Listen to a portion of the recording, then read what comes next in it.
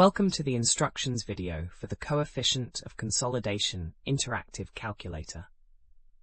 This tool helps geotechnical engineers determine how quickly soil will consolidate under applied loads, which is essential for predicting settlement rates and planning construction timelines on compressible soils. To use this calculator, you'll need to enter several key parameters. First, input the time factor T, which depends on the degree of consolidation you're analyzing. For 50% consolidation, enter 0.197. Next, enter the drainage path length h in meters.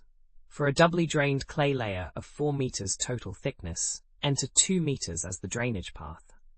Then input the time for consolidation in days, for example 180 days. Click Calculate to see your coefficient of consolidation result.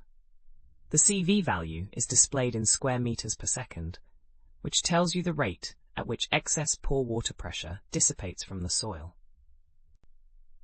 We have thousands of other free engineering calculators on our website.